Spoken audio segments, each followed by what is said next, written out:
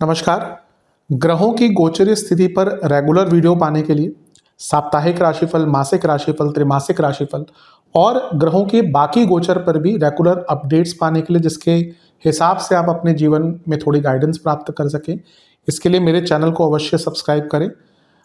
जिन लोगों ने सब्सक्राइब कर रखा है वो ऑल ये जो नोटिफिकेशन सेटिंग होती है इसको क्लिक करें, क्योंकि कभी कभी कुछ लोग बोलते हैं उनको नोटिफिकेशन नहीं मिलती।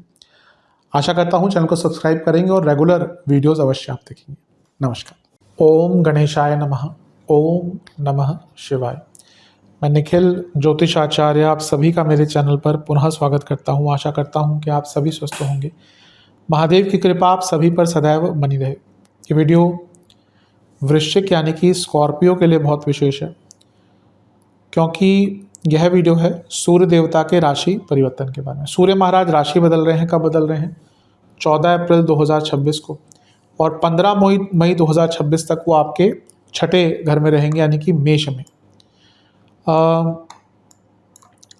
ज्योतिष के सीमा के अगर हम बाहर भी जाएं तो सबको पता है कि सूर्य की महत्वता क्या है। और अगर हम ज्योतिष की बात करें तो शौर्य, नेम, पावर, अथॉरिटी, सरकार, सरकारी कार्य, पॉलिटिक्स, हड्डियां, नेत्र, शिवालय, वैद्य, कई चीज़ों का कारकत्व सूर्य के पास है।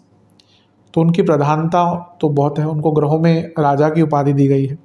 प्रकाश का तत्व उन्हीं से है, सृष्टि उन्हीं से चलती है। तो सूर्य का गोचर अवश्य विशेष होता है। यहाँ पे जब वो आ रहे हैं छठे घर में तो उच्च के भी हो रहे हैं। छठा भाव वैसे ही उनके लिए बहुत अच्छा माना जाता है। 10वें घर के स्वामी हैं, उच्च के हो रहे हैं, और यहाँ पे वो कुछ 4-5 दिन के लिए शुक्र के साथ भी बैठेंगे, उसका भी इम्पैक्ट होगा, और उन पर केतु का प्रभाव भी, और ये सूर्य 12वें घर को देखेंगे। तो इन्हीं सब चीज़ों पे हम चर्चा करेंगे कि सूर्य जो आपके छठे घर में आ रहे हैं 1 महीने के लिए करीबन, वो क्या प्रभाव देंगे। यदि लग्न राशि या चंद्र राशि आपकी वृश्चिक है, दोनों ही देख सकते हैं, अलग अलग राशिफल नहीं बन सकते। जहाँ से सूट और लेट ज़्यादा करता है वहाँ से देखिए। व्यक्तिगत तौर पर मेरा मानना है लग्न से देखेंगे तो अच्छा, इनकेस नहीं पता है तो चंद्र राशि से भी इसको देख सकते हैं। शुरू करते हैं इस अत्यंत महत्वपूर्ण राशिफल का। शुरू करते हैं। छठे घर के सूर्य वैसे बहुत अच्छी पोजीशन मानी जाती है। यहाँ पे सूर्य बली होते हैं। जैसे मंगल छठे घर में शत्रुहंता योग बनाते हैं, वैसे सूर्य भी शत्रुहंता योग बनाते हैं। बस एक प्रॉब्लम होती है कि जब सूर्य छठे घर, मंगल तो अंत कर देते हैं शत्रुओं का, सूर्य जब छठे घर में आता है तो व्यक्ति के शत्रु बढ़ते हैं। वो कंट्रोल कर लेता है उनको, लेकिन उनके शत्रु बढ़ते अवश्य हैं। किसी व्यक्ति की कुंडली में भी अगर छठे घर में सूर्य बैठे हैं तो वो निरंतरता से शत्रुओं से जूझता रहता है। लेकिन छठे घर के सूर्य की पोजीशन वैसे बहुत अच्छी है। सूर्य यहाँ पे उच्च के हो रहे हैं। कोई भी ग्रह उच्च का होता है तो वो स्थानबली हो जाता है, और जब वो स्थानबली होता है तो ग्रह के जो भाव है उसको भी बल मिलता है। तो छठा भाव बहुत बली हो रहा है।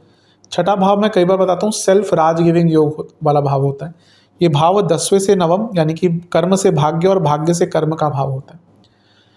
तो बहुत श्रेष्ठ भाव इसको माना गया है। जो व्यक्ति बहुत मेहनत करके ऊपर उठता है ना, उसकी कुंडली में छठा भाव एक्टिवेट होता है। भले भाग्य उतना साथ दे ना दे, खैर भाग्य के बिना तो कुछ नहीं होता, लेकिन कम भी साथ दे भाग्य, जो अपने प्रारब्ध को थोड़ा सा बदल पाता है वो केवल छठे भाव या तीसरे भाव वाला व्यक्ति होता है, जिसका ये भाव बली होता है। छठा भाव है तो अर्थ त्रिकोण, करियर में आगे बढ़ने का मौका, और उपचय भाव है तो जीवन में गति मिलेगी। कोई लीगल केस आपका चल रहा था, उसको कॉम्प्रोमाइज़ करना है, ख़त्म करना है, अपने फेवर में लाना है। कोई लिखा पढ़ी के काम आपके अटक रहे थे, कोई अदालती कार्रवाइयाँ अटक रही थी, उनको पूर्ण करने के लिए बहुत अच्छा टाइम है। छठे भाव में जब सूर्य आते हैं तो व्यक्ति बहुत डिटरमाइंड हो जाता है। उसकी संकल्प शक्ति, उसका डिटर्मिनेशन, कार्य को पूर्ण करने की क्षमता, सब कुछ बढ़ती है।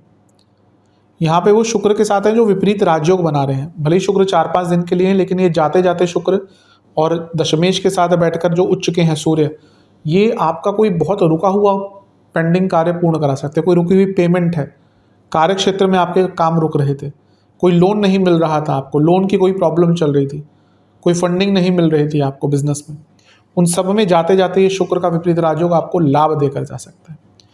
तो बहुत श्रेष्ठ पोजीशन है सूर्य की छठे घर में। लेकिन जैसे मैंने कहा कि शत्रुओं पर कंट्रोल तो कर लेंगे, लेकिन नियमित तौर पर शत्रु बढ़ते रहेंगे। छठे घर के सूर्य है ना, लोग उनसे चिढ़ते बहुत हैं, उनसे जलन की भावना लोग बहुत रखते हैं। तो ये चीज़ भी थोड़ी सी तंग करेगी आपको। शुक्र आपके सप्तमेश भी हैं और अपने से 12वें बैठे हैं सूर्य के साथ, तो बिजनेस में भी कुछ बड़ा काम मिल सकता है। जैसे मैंने कहा, बिजनेस में फंडिंग है, कुछ बदलाव लाने हैं, कोई लोन चाहिए बिजनेस में आपको, वो प्राप्त हो सकता है। सूर्य यहाँ पर हैं और वो 10वें घर के स्वामी, तो 10वें घर के स्वामी का उच्च का होना और सप्तमेश के साथ बैठना कार्य क्षेत्र में थोड़ी सी रिकॉग्निशन दिखाता है। दशमेश का उच्च का होना यानी कि नॉट ओनली करियर बल्कि जीवन में आपकी प्रोडक्टिविटी, आपके कार्य पूर्ण होंगे। आप अगर जॉब चेंज करने का विचार कर रहे थे, क्योंकि 12वें घर के स्वामी के साथ बैठे हैं, तो यहाँ पे जॉब चेंज करने का भी मौका आपको प्राप्त हो सकता है। और दशमेश अगर उच्च के हैं तो जीवन में सार्थकता, जीवन में स्टेबिलिटी, जीवन में पूर्णता, जीवन में एक क्लैरिटी ऑफ थॉट, सब कुछ आता है। छठे घर में सूर्य उच्च के हो रहे हैं, जो लोग सरकारी जॉब करते हैं उनके लिए बहुत अच्छा है। जो लोग सरकारी जॉब ढूंढ रहे हैं उनके लिए बहुत अच्छा है। जिनका कोई सरकारी एग्जाम है उनके लिए बहुत अच्छा है। जिनके कोई इंटरव्यूज हैं, जिनका कुछ भी कॉम्पिटिटिव है, उनके लिए बहुत अच्छा है। छठे घर के सूर्य व्यक्ति के अंदर सेल्फ कॉन्फिडेंस भर देते हैं। उस व्यक्ति को लगता है मैं सब कुछ कर सकता हूँ, और जब व्यक्ति उस उत्साह से आगे बढ़ता है तो उसको रोकना मुश्किल हो जाता है। तो ये बहुत अच्छी चीज़ें दिख रही हैं आपके लिए। केतु का प्रभाव है, सूर्य जहाँ आत्मा के कारक हैं वहीं केतु आत्मंथन के कारक है। तो इनका मिलन किसी प्रकार से होता है, व्यक्ति सोचने पर मजबूर हो जाता है।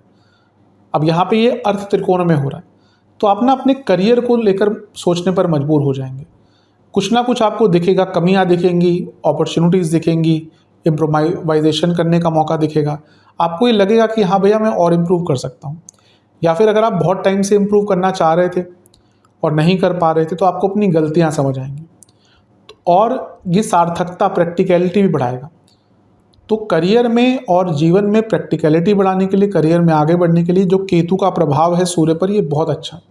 आप अपने जीवन में अब देखिए, आप खुद देखिएगा, आप इस महीने टाइम मैनेजमेंट पर ध्यान देना शुरू कर देंगे कि इस जगह पर टाइम वेस्ट नहीं करना, यहाँ नहीं जाना, बाहर खाना नहीं खाना, ये नहीं करना, वो नहीं करना। हम ये चीज़ को ही कंट्रोल कर लेना। जो लोग आप देखिए अपने आसपास, जो लोग बहुत नियमित होते हैं वो लंबा भी जीते हैं, हेल्थ प्रॉब्लम भी उनको कम होती है और सफलता भी मिलती है। तो यहाँ पे, और सूर्य से ज़्यादा नियमित ग्रह कोई नहीं है जो हर रोज़ एक ही डिग्री चलते हैं। बाकी कोई ऐसा ग्रह नहीं है जो रोज़ समान तौर पर डिग्री चलेगा। चंद्रमा की स्पीड भी ऊपर नीचे होती रहती है। बाकी ग्रहों का तो खैर सूर्य से ही निर्धारित होती है उनकी स्पीड, बाकी ग्रहों की। तो बहुत अच्छा योग है, और आप बली फील करेंगे हर एरिया में जीवन के, बहुत कॉन्फिडेंट फील करेंगे। तो अपने आप को समझना, अपनी कमियों को समझना, स्पेशली कार्य क्षेत्र में, ये बहुत अच्छा योग है। अष्टम से 11वें में है और छठा भाव है, तो कोई पैतृक संपत्ति का मामला फंसा हुआ था या कोई पैसा फंसा हो तो आ सकता है। चौथे से तीसरे में है, कोई प्रॉपर्टी का पेपर वर्क अटका हुआ था वो पूरा हो सकता है। और 11वें से अष्टम में सूर्य का उच्च का होना, यानी कि फिर से कोई पेमेंट रुकी हुई थी वो आपकी आ सकती है। यहाँ से सूर्य 12वें घर को देखेंगे जो शुक्र की ही राशि है, शुक्र साथ में बैठे हैं। कोई वीज़ा का काम अटक रहा था, कोई इमिग्रेशन का काम अटक रहा था, वो पूर्ण हो सकता है। और कोई धार्मिक स्थल की यात्रा करने चाह रहे थे, नहीं कर पा रहे थे, वो पूर्ण हो सकती है। तो अधिकतम बहुत अच्छा है। बस जैसा मैंने कहा, शत्रुओं की संख्या मत बढ़ने दीजिएगा।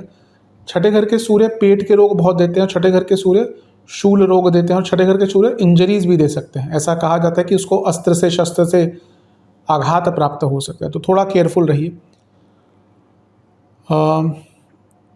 केतु का प्रभाव भी है, तो हाँ इंजरीज आदि के योग आपके बन जाते हैं, तो इन एरिया में केयरफुल रहेगा। जब रोग की बात करें तो एसिडिटी, हड्डियों की प्रॉब्लम, जोड़ों का दर्द, न्यूट्रिशनल डिफिशियंसीज, और जिनको डायबिटीज़ है या कोई मेटाबॉलिक डिसऑर्डर्स है उनको दिक्कत बढ़ सकती है। तो इन सब चीज़ों पर ध्यान दीजिए।